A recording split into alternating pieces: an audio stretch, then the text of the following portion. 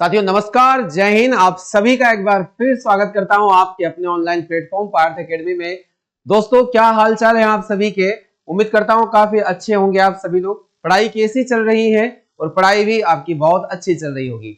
तो ये क्लास है उन सभी विद्यार्थियों के लिए जिनका सपना है भारतीय सेना में जॉब लेने का। इस बार वर्दी होगी आपकी, क्योंकि इस बार पार्थ संस्था के द्वारा आप लोगों को साइंस की एक श्रृंखला यहाँ पर पढ़ने को मिल रही है, जिसे हम लोग 15 आउट ऑफ 15 श्रृंखला बोलेंगे। यानी कि 15 में से 15 प्रश्न साइंस के इस बार आप लोग सही लगाने वाले हो। तो इस बार यही उम्मीद है दोस्तों। समय धीरे धीरे कम होता जा रहा है, आपकी तैयारी और भी मजबूत होनी चाहिए। तो दोस्तों अच्छे से पढ़ते रहना है आप लोगों को। इसमें आपका किसी भी प्रकार का कोई डिस्टर्बेंस नहीं होना चाहिए। तो आज क्लास है, आज मैं आपके लिए क्लास लेकर आया हूं प्रैक्टिस सेट 19। प्रैक्टिस सेट 19 भाग में आपको लेकर आया हूं दोस्तों। 18 भाग अभी तक मैं आपको पढ़ा चुका हूं। तो इस श्रृंखला में हम साइंस से जुड़े हुए क्वेश्चन सॉल्व कर रहे हैं और हम लोग 15 क्वेश्चन इंपोर्टेंट देखते हैं, जिसके जवाब मैं आप लोगों को यहाँ पर समझाता हूं और उनके अलावा जितने भी अलग अलग ऑप्शन होते हैं उनको भी देखते हैं।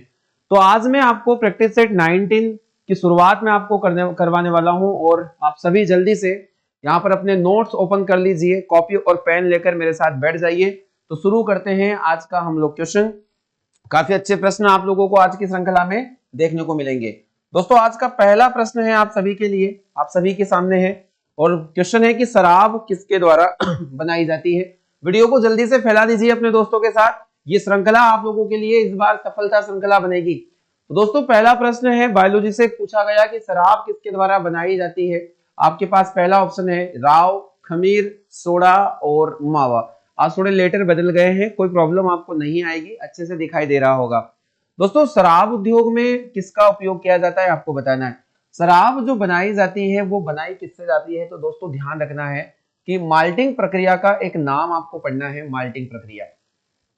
शराब उद्योग में माल्टिंग प्रक्रिया का उपयोग किया जाता है। माल्टिंग प्रक्रिया क्या होती है दोस्तों, आप लोगों ने एक और एक और प्रक्रिया का नाम सुना होगा जिसे हम लोग फर्मेंटेशन यानी कि किण्वन के नाम से जानते हैं। किण्वन प्रक्रिया क्या होती है, तो दोस्तों आपको ये समझना है कि इस प्रक्रिया के अंतर्गत या किण्वन प्रक्रिया के अंतर्गत क्या होता है, जो जटिल कार्बनिक पदार्थ होते हैं, जटिल कार्बनिक पदार्थ उन्हें सरल कार्बनिक पदार्थों में तोड़ा जाता है। यानी जो कॉम्प्लेक्स ऑर्गेनिक कंपाउंड होते हैं उन्हें सिंपल ऑर्गेनिक कंपाउंड में कन्वर्ट किया जाता है। फिर इस प्रोसेस को हम लोग बोलते हैं किण्वन। दोस्तों किण्वन किनके द्वारा करवाया जाता है, तो ध्यान रखना है किण्वन में भाग लेने वाले होते हैं फंगस यानी कि कवक, और कवक के अलावा यहाँ पर आपको साथ में मिलेगा जीवाणु, बैक्टीरिया, यानी कि बैक्टीरिया भी आपको यहाँ पर काम करते हुए मिलेंगे। तो फंगस और बैक्टीरिया ये दोनों मिलकर किण्वन प्रक्रिया को सफल बनाते हैं। दोस्तों ध्यान रखना। और किण्वन प्रक्रिया में होता क्या है, तो इसमें जटिल कार्बनिक पदार्थों को सरल पदार्थों में बदला जाता है। अब आपको ध्यान रखना शराब उद्योग में भी किण्वन प्रक्रिया की जाती है और ये किण्वन प्रक्रिया किसी आप लोगों को ध्यान रखना है कवक या बैक्टीरिया की वजह से। तो यहाँ अगर हम लोग देखें तो सोडा, मावा और राव अलग चीजें हो जाएगी। खमीर, खमीर जिसे हम लोग ईस्ट के नाम से भी जानते हैं, ये किण्वन प्रक्रिया में भाग लेने वाला एक प्रकार का कवक है, एक फंगस है। आपको ध्यान रखना है अगर पूछा जाए कि ईस्ट क्या है तो ईस्ट एक कवक माना जाएगा दोस्तों। तो शराब उद्योग में ऑप्शन नंबर बी हमारे लिए हो जाएगा सही जवाब। चलिए तो नोट कर लीजिएगा, जितनी भी बातें एक्स्ट्रा मेरे द्वारा बताई जा रही है आपको अपने नोट्स में लिखते रहना है।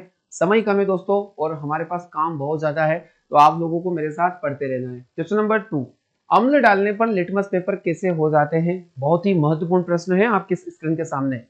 अम्ल डालने पर लिटमस की प्रतिक्रिया क्या होती है, तो आप सभी ने अम्ल और क्षार के बारे में जरूर पढ़ के रखा होगा। अम्ल और क्षार क्या होते हैं, आपको पता है कि जो अम्ल होते हैं ये लिटमस पेपर में अगर हम लोग देखें तो ब्लू को ये रेड में कन्वर्ट करते हैं, यानी कि नीले को लाल में बदलते हैं। नीले लिटमस को लाल में कौन बदलता है, तो ये एसिड बदलता है। दोस्तों एसिड का क्या वर्क है कि ब्लू को टर्न करेगा ये रेड में। आप लोगों को लिख लेना है, ब्लू को टर्न करेगा रेड में। वही अगर हम लोग बेस की बात करते हैं या बेस या क्षार की बात करते हैं दोस्तों, तो ध्यान रखना है क्षार क्या करेगा, लाल को नीले में कन्वर्ट करता है। लाल को नीले में बदलने वाला जो यहाँ पर होगा वो होगा बेस या क्षार। दोस्तों ध्यान रखना है पीएच वैल्यू को लेकर भी अलग अलग प्रश्न आपसे पूछे जाते हैं। पीएच मान, पोटेंशियल ऑफ हाइड्रोजन, यहाँ पर अलग अलग चीजों के पीएच मान भी आप लोगों को बहुत अच्छे से पढ़ लेना है। एग्जाम यहाँ से आप लोगों का कॉपी हो सकता है। तो यहाँ हम लोगों को देखा है अम्ल, अम्ल क्या करेंगे, नीले को लाल करेंगे, यानी नीले से ये लाल में बदल देंगे। ऑप्शन नंबर बी एकदम सही जवाब होगा इस प्रश्न के लिए। क्वेश्चन नंबर 3 है आपकी स्क्रीन के सामने। चेचक रोग किससे होता है? ये क्वेश्चन भी एग्जाम में कई बार आ चुका है और आज फिर इसको आप ले सकते हैं अपने सामने कि चेचक, जिसे हम लोग कहते हैं बड़ी माता, एक बीमारी का नाम है बड़ी माता, बड़ी माता, या इसे हम लोग स्मॉल पॉक्स के नाम से भी जानते हैं। स्मॉल पॉक्स नाम की बीमारी किससे होती है? Small pox. दोस्तों ध्यान रखना है, ये जो रोग होता है ये विषाणु जनित रोग है या वायरस से होने वाला ये रोग माना जाता है। वायरस से होने वाले इस रोग को हम लोग बोलते हैं चेचक। आपको मैं जानकारी देके नहीं बता दूं कि विश्व का प्रथम टीका चेचक का टीका ही था। विश्व का टीका, प्रथम टीका, यहाँ पर आप लोग लिख दीजिएगा first vaccine of the world, है ना। बस विश्व का प्रथम टीका चेचक का टीका, चेचक का टीका। दोस्तों चेचक के टीके का निर्माण किसने किया था? तो एडवर्ड जेनर ने, एडवर्ड जेनर के द्वारा चेचक के टीके का निर्माण किया गया। दोस्तों ये वो वैज्ञानिक का नाम है एडवर्ड जेनर। तो विश्व का प्रथम टीका चेचक का टीका, जिसे हम लोग स्मॉल पॉक्स का टीका भी बोल सकते हैं, और एडवर्ड जेनर के द्वारा ये बनाया गया था। तो आपको ध्यान रखना चेचक रोग होता किससे? तो ये एक विषाणु के द्वारा होने वाला रोग है, यानी कि एक वायरल डिजीज हो जाएगा दोस्तों। तो अलग अलग मच्छरों से, जैसे प्लाज्मोडियम वाइवेक्स हो गया, क्यूलेक्स हो गया, एडिस एजिप्टी हो गया, इन मच्छरों से भी कई सारे रोग होते हैं। बैक्टीरियल डिसीज पर भी आपको अच्छे से पढ़ लेना है। उस सेशन में मैंने बैक्टीरिया के होने वाले सभी डिसीज को कवर आपसे किया था। चलिए सही जवाब हो जाएगा क्वेश्चन नंबर 3 का, यहाँ पर हो जाएगा ऑप्शन नंबर डी। अगला क्वेश्चन है डायनेमो यंत्र किस विद्युत का उत्पादन यहाँ पर करता है? दोस्तों इलेक्ट्रिसिटी को लेकर काफी शानदार प्रश्न है, फिजिक्स से भी इस प्रकार के प्रश्न आपको देखने को जरूर मिलेंगे। दोस्तों इस सेशन से बाहर कुछ भी नहीं जाएगा, आप अच्छे से पढ़ लीजिए। डायनेमो यंत्र के किस विद्युत का उत्पादन किया जाता है? तो मैं आपको बता दूं, 3 उपकरण जो मैंने आपसे प्रीवियस सेशन में डिस्कस किए थे डायनेमो के बाद में जनरेटर,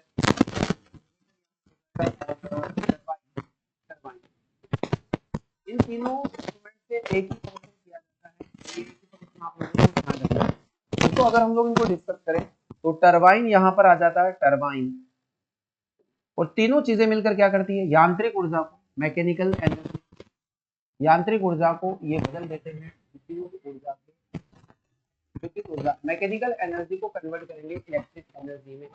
मैकेनिकल एनर्जी कहाँ बदल जाएगी? इलेक्ट्रिक एनर्जी में। तो डायनेमो, जनरेटर और टरबाइन। तो आपको ध्यान रखना है डायनेमो यंत्र किससे विद्युत का उत्पादन करता है? तो यांत्रिक ऊर्जा से। ऑप्शन नंबर ए हो जाएगा सही जवाब। यांत्रिक ऊर्जा क्या है? अगर एग्जाम में क्वेश्चन आपसे ये पूछ लिया जाए यांत्रिक ऊर्जा या मैकेनिकल एनर्जी किसको बोलते हैं, तो दोस्तों ध्यान रखना काइनेटिक एनर्जी, गतिज ऊर्जा और स्थितिज ऊर्जा का योग, काइनेटिक एनर्जी और पोटेंशियल एनर्जी, इन दोनों का सम क्या कहलाएगा? पोटेंशियल, यहाँ पर कहलाएगा यांत्रिक ऊर्जा यानी कि मैकेनिकल। दोस्तों ध्यान रखना काफी अच्छा प्रश्न है, और मैंने डायनेमो के बाद में आपको 2 और इंस्ट्रूमेंट बताए हैं जो यांत्रिक को विद्युत में कन्वर्ट करते हैं। क्वेश्चन नंबर 5 है लेंस की क्षमता का एसआई मात्रक क्या होना चाहिए? क्वेश्चन आपके सामने लिखा है, काफी महत्वपूर्ण क्वेश्चन है, मोस्ट इंपोर्टेंट क्वेश्चन में इसे बोलूंगा, एग्जाम में हर बार ये पूछा जाता है। तो लेंस की क्षमता किसको बोलते हैं? तो सबसे पहले हम लोग पावर ऑफ लेंस को समझ लेते हैं, फिर इसको हम लोग डिटेल करेंगे। ठीक है, लेंस की क्षमता को सिंबलाइज किया जाता है P से, और लेंस की क्षमता किसे कहा जाता है? लेंस की फोकस दूरी का व्युत्क्रम, यानी कि reciprocal of focal length of lens. Lens की फोकस दूरी का जो उल्टा होता है, फोकस दूरी का उल्टा लेंस की क्षमता कहलाता है। जो फोकल लेंथ होती है स्मॉल एफ होती है, उसका व्युत्क्रम अगर करेंगे, इसे हम लोग 1 के अपॉन में लिखा है, रेसिप्रोकल है ना, तो ध्यान रखना व्युत्क्रमानुपाती है। तो इसे हम लोग लिख सकते हैं P is equal to 1/f। दोस्तों ये ध्यान रखना है, ये मीटर में जब मेजर किया जाएगा इस तरीके से आपको लिखना है। और एक फॉर्मूला इसका और हो जाएगा 100 अपॉन एफ, जब सेंटीमीटर में फोकल लेंथ को या लेंस के पावर को देखा जाए। जब फोकस दूरी सेंटीमीटर में हो जाए तो 100 अपॉन एफ, और जब मीटर में हो जाए तो 1/f। ये आप लोगों को ध्यान से समझना है। आगे हम बढ़ते हैं, लेंस की फोकस दूरी सही हो जाएगा। एसआई मात्रक हम लोग देखते हैं इसका, तो एसआई मात्रक होता है दोस्तों डायोप्टर। बहुत ही ज्यादा आने वाला क्वेश्चन, पूछे जाने वाला क्वेश्चन डायोप्टर। डायोप्टर को हम कैपिटल डी से डिनोट करते हैं, कैपिटल डी से इसको दर्शाते हैं दोस्तों, ये ध्यान रखना है। सही जवाब हो जाएगा डायोप्टर, डायोप्टर यहाँ पर लगा हुआ है ऑप्शन नंबर ए। तो कई बार ये क्वेश्चन आया है। अब एक और महत्वपूर्ण क्वेश्चन यहाँ से पढ़ लीजिएगा, हर्ज किसका मात्रक है? तो आवृत्ति का एसआई मात्रक क्या होता है? तो आवृत्ति का एसआई मात्रक होता है हर्ज। और आपको जवाब देना है कि हेनरी और वेबर किसके एसआई यूनिट होते हैं। ये कमेंट बॉक्स में जरूर जाके मुझे आपको लिखना है, मैं सभी के कमेंट चेक करूंगा। दोस्तों सही जवाब लेंस की क्षमता का एसआई मात्रक क्या हो जाएगा? Option number A dioptre. अगला क्वेश्चन है, सौर ऊर्जा को विद्युत ऊर्जा में, सौर ऊर्जा को विद्युत ऊर्जा में बदलने वाला यंत्र कौन होगा? आपके लिए ये क्वेश्चन है, सौर ऊर्जा विद्युत ऊर्जा में किसके द्वारा बदली जाएगी? तो दोस्तों यहाँ पर ऑप्शन देके रखा है डेनियल सेल, यहाँ पर दिया है शेल और सोलर सेल, और यहाँ पर दिया है ड्राई सेल जनरेटर। सौर ऊर्जा विद्युत ऊर्जा में कन्वर्ट करने का काम, दोस्तों ध्यान रखना है, आपने यहाँ पर नाम सुना होगा सोलर पैनल। सोलर पैनल आजकल बहुत ज्यादा प्रचलन में है सोलर पैनल, क्योंकि ये सनलाइट को सीधा कन्वर्ट किसमें करती है? इलेक्ट्रिसिटी में या विद्युत ऊर्जा में। तो सही जवाब हमारे लिए हो जाएगा सोलर सेल, यानी कि ऑप्शन नंबर सी, तो सौर ऊर्जा को विद्युत ऊर्जा में कन्वर्ट करते हैं। अभी हमने देखा डायनेमो, यांत्रिक ऊर्जा को विद्युत ऊर्जा, टरबाइन भी देखा। हमारे घर में जो विद्युत फैन होता है, इलेक्ट्रिक पंखा या इलेक्ट्रिक फैन, विद्युत पंखा, वो क्या करता है? विद्युत ऊर्जा को यांत्रिक ऊर्जा में। दोस्तों ध्यान रखना, जहां गतिज ऊर्जा स्थिर ऊर्जा दोनों रहती है, वहां पर जो यांत्रिक ऊर्जा है वो अवेलेबल रहेगी। चलिए अगला क्वेश्चन है, इस प्रश्न का सही जवाब है, इसमें किसका प्रयोग किया जाता है? सिलिकॉन का प्रयोग किया जाता है। दोस्तों ध्यान रखना है, सोलर सेल बनाने में सिलिकॉन धातु का उपयोग किया जाता है, मोस्ट इंपोर्टेंट ये क्वेश्चन माना जाएगा। क्वेश्चन 7 है, तैरने में गति का कौन सा नियम काम करता है? दोस्तों प्रीवियस सेशन अगर आपने देखे मेरे, तो आपने ये क्वेश्चन जरूर पढ़ा होगा मेरे पास, कि गति के तीनों नियम मैंने आपको बता दिए। सबसे पहली चीज, गति के नियमों को किसने दिया था? तो सर आइजैक न्यूटन के द्वारा, जिन्हें फादर ऑफ फिजिक्स भी कहा जाता है। न्यूटन के द्वारा गति के नियमों को बनाया गया है। और गति के कितने नियम है? तो गति के 3 नियम है। दोस्तों ध्यान रखना है, अगर हम लोग बात करते हैं तैरने का नियम, तो यहाँ तैरने का नियम गति का तीसरा नियम काम करेगा, गति का तीसरा नियम। और तीसरा नियम क्या बोलता है? दोस्तों आपको लिख लेना है कि प्रत्येक क्रिया के विपरीत, प्रत्येक क्रिया के विपरीत, प्रत्येक क्रिया के विपरीत प्रतिक्रिया होती है। प्रत्येक क्रिया के विपरीत क्या होती है? प्रतिक्रिया होती है। Every action has equal and opposite reaction, ये दोस्तों ध्यान रखना है। इस नियम को हम क्रिया प्रतिक्रिया का नियम भी कह सकते हैं। इस नियम को क्रिया प्रतिक्रिया का नियम भी कहा जाता है। दोस्तों ध्यान रखना है, बहुत ही प्यारी लाइन है और एग्जाम में पूछी जाती है।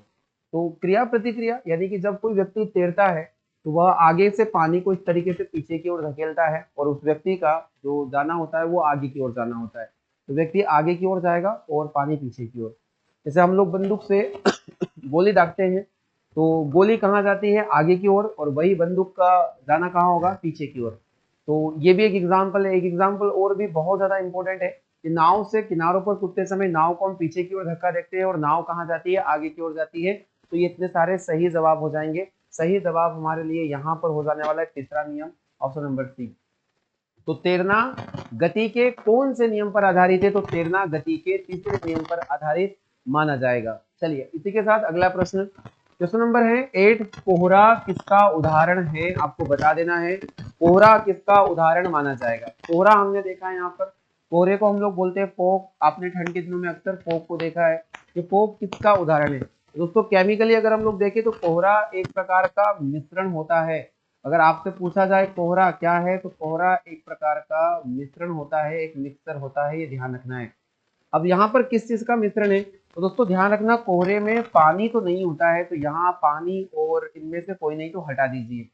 हमारे पास दो ऑप्शन बचते हैं, एक है इसमें धुआं और एसओ यानी कि सल्फर मोनोऑक्साइड, और एक है हमारे पास धुआं और कार्बन डाइऑक्साइड। तो दोस्तों कोहरे में कार्बन डाइऑक्साइड नहीं पाया जाता, यहाँ पर पाया जाता है सल्फर के ऑक्साइड, यानी कि पहला ऑप्शन हमारे लिए हो जाएगा सही जवाब, कोहरा।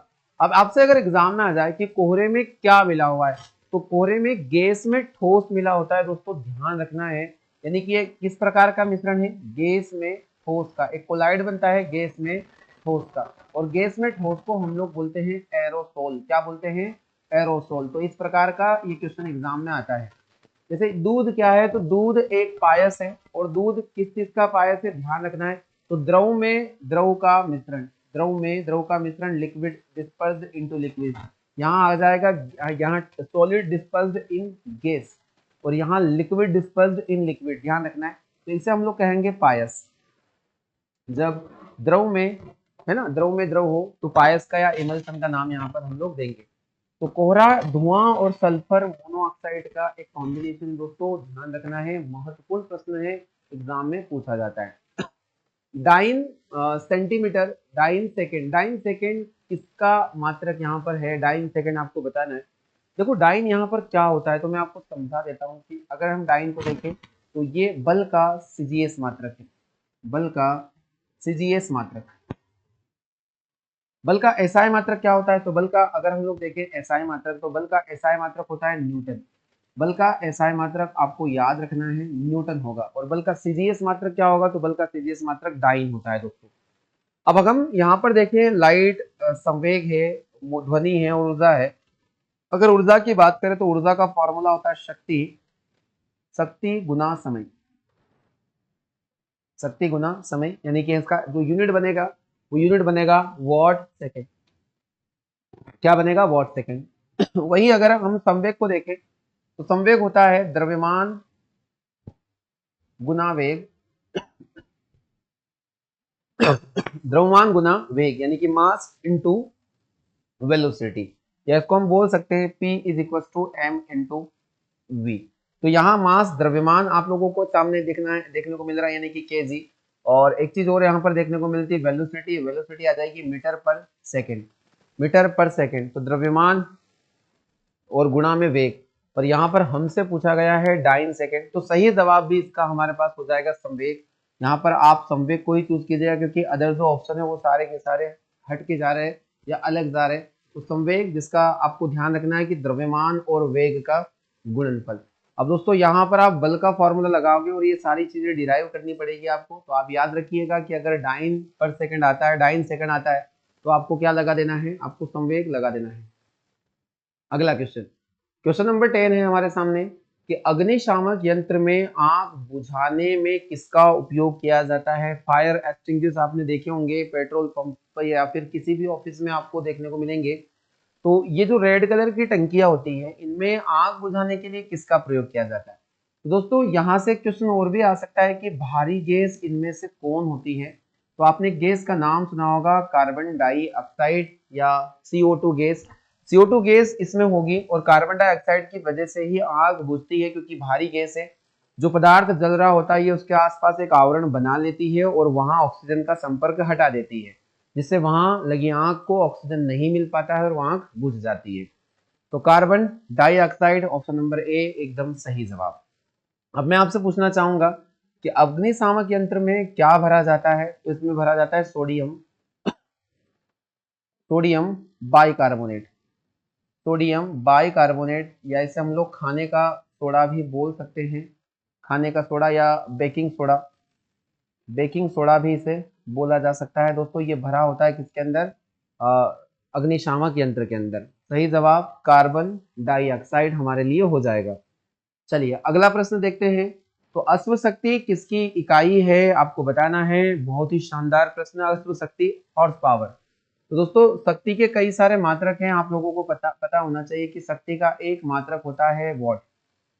अगर इसका हम लोग एसआई मात्रक देखें तो शक्ति का एसआई मात्रक होता है वॉट। पर आपसे पूछा जाएगा कि अश्व शक्ति किसका मात्रक है, तो अश्व शक्ति में ध्यान रखना है दोस्तों, ये भी शक्ति का मात्रक है। पर किसकी शक्ति निकाली जाती है, इंजन की शक्ति या इंजन की दक्षता को निकालने के लिए। किसी भी बड़े वाहन का इंजन जब हम लोग खरीदते हैं तो वहां हम लोग उसकी पावर को हॉर्स पावर में मेजर करते हैं। अब दोस्तों ध्यान रखना है इंजन की दक्षता किस में मापी जाती है, तो अश्व शक्ति में मापी जाती है। और एक अश्व शक्ति का मान अगर आपसे पूछा जाए, एक अश्व शक्ति कितना होगा, तो 746 वॉट एक शक्ति का मान होगा। चलिए दोस्तों तो यहाँ से एक प्रश्न आपका आने वाला है, आप लोग अच्छे से कर लीजिएगा। तो अश्व शक्ति किसकी इकाई हो जाएगी, यहाँ हो जाएगी शक्ति की, ऑप्शन नंबर डी सही जवाब हो जाएगा। दोस्तों भार का एसआई मात्रक क्या है, तो भार का एसआई मात्रक भी न्यूटन माना जाएगा। बल और भार दोनों एक ही चीज है, इसका हो जाएगा मीटर पर सेकेंड और दूरी का हो जाएगा मीटर हो जाएगा। दोस्तों जो कंटेंट मैंने बोर्ड पर लिखा है, स्क्रीन पर आपको दिखाई दे रहा है, काफी महत्वपूर्ण है, एग्जाम में आने जैसा कंटेंट है, आप लोगों को बहुत अच्छे से समझ लेना है। क्वेश्चन नंबर 12 की ओर, पीतल किसकी मिश्र धातु है? ये भी प्रश्न आप लोगों ने देखा है। मिश्र धातुओं से लेकर हर बार एक क्वेश्चन जरूर पूछा जाता है एग्जाम में। तो आपसे यहाँ पर पूछा गया है पीतल, और कांसा भी पूछा जा सकता है आप लोगों से, कांसा किसकी मिश्र धातु होती है? तो हम लोग देख रहे हैं पीतल किसका है, तो तांबा और जस्ता। तांबा और जस्ता, तांबा और जस्ता ये दोनों मिलकर क्या बनाएंगे, तो पीतल बनाएंगे। दोस्तों ध्यान रखना है आप लोगों को। आगे हम बात करेंगे, अगर हम कांसे की बात करें तो यहाँ तांबा, तांबा और टीन, तांबा प्लस टीन मिलकर क्या बनेगा, कांसा बनेगा। एग्जाम में आपसे पूछा जा सकता है कि स्टेनलेस स्टील किसका मिश्रण है, किसकी मिश्र धातु है? तो आयरन यानी कि लोहा, क्रोमियम और निकल, आयरन, क्रोमियम, निकल, ये तीनों मिलकर स्टेनलेस स्टील बनाते हैं।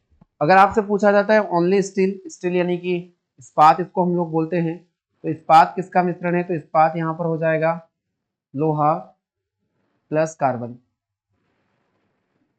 यानी आयरन और कार्बन का मिश्रण। दोस्तों ध्यान रखना है। तो ये कुछ टॉप लेवल के मिश्र धातु जो हर बार एग्जाम में बार बार रिपीट होते हैं। तो पीतल किसका आ जाएगा, तांबा और जस्ता का, यानी ऑप्शन नंबर ए। कॉपर का सिंबल होता है Cu और जस्ता होता है Zn। आपको ध्यान रखना है इन बातों का, एग्जाम में आएगी ये बातें। तो यहाँ से एक प्रश्न जरूर पूछा जाता है, हीमोग्लोबिन किसमें पाया जाता है?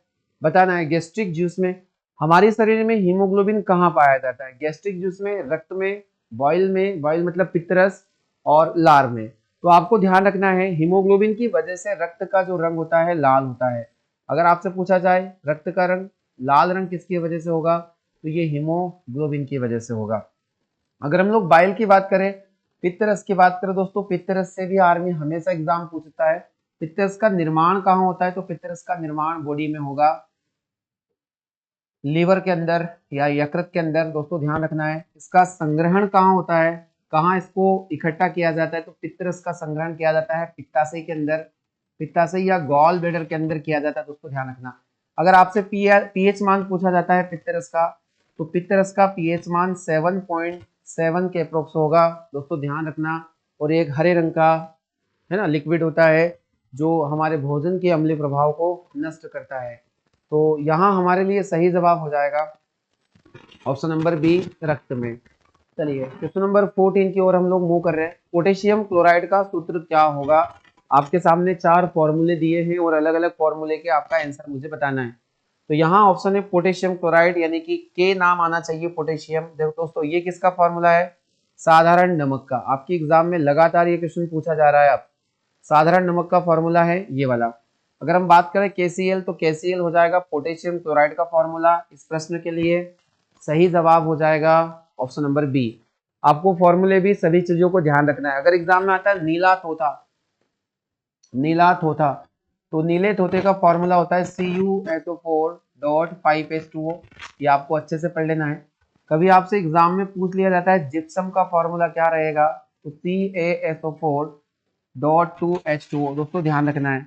वही अगर हम POP या प्लास्टर ऑफ पेरिस की बात करें, तो CaSO4.12H2O, ये भी फॉर्मूला रहेगा POP का। जब हड्डियां टूट जाती है तो उसको सेट करने के लिए हमें POP का प्लास्टर चढ़ाया जाता है, प्लास्टर चढ़ाया जाता है, वो POP होता है। सही जवाब पोटेशियम क्लोराइड है, तो KCl पोटेशियम क्लोराइड का केमिकल फॉर्मूला माना जाता है। चलिए तो आज का अंतिम प्रश्न है आप सभी के सामने दोस्तों, प्रोटीन का प्रमुख स्रोत इनमें से क्या है? बहुत ही प्यारा प्रश्न है। तो प्रोटीन के रिसोर्स में से बहुत सारे खाद्य पदार्थ होते हैं, पर यहाँ आपको बताना है। ऑप्शन है आपके पास मछली, गाजर, रोटी या चावल। दोस्तों ध्यान रखना है, गाजर में विटामिन ए बहुत मात्रा में मिलता है। विटामिन ए जो आंखों के लिए बहुत ज्यादा अच्छा माना जाता है। और अगर हम लोग चावल की बात करें तो आपको पता है कार्बोहाइड्रेट इसमें मिलते हैं, स्टार्च इसमें मिलता है। दोस्तों ध्यान रखना है। और मछली प्रोटीन का एक रिच सोर्स मानी जाती है। मछलियों में वैसे सभी चीजें होती है, बट प्रोटीन का एक अच्छा सोर्स मानी जाती है मछलियाँ, ऑप्शन जो गिवन है उसमें। तो आप यहाँ पर ऑप्शन नंबर ए को चूज कीजिएगा। तो आज के ये 15 प्रश्न हमारे कंप्लीट हुए। आज प्रैक्टिस सेट हमने 19 पढ़ा है। कल दोस्तों मैं लेकर आने वाला हूँ प्रैक्टिस सेट 20। अपनी तैयारी बहुत अच्छे से करते रहें और उन दोस्तों के साथ अपने इस वीडियो को जरूर शेयर किए जिन्हें अभी इन वीडियोस के बारे में नहीं पता है, ताकि उनको भी इस क्लास का फायदा मिल सके। तो चलिए मिलते हैं हम लोग कल की क्लासेस में। तब तक आप लोग अपना ख्याल रखें और अच्छे से पढ़ाई चलने दीजिएगा दोस्तों, लूज नहीं होना है, इस बार अपने को फौजी बनना है। जय हिंद।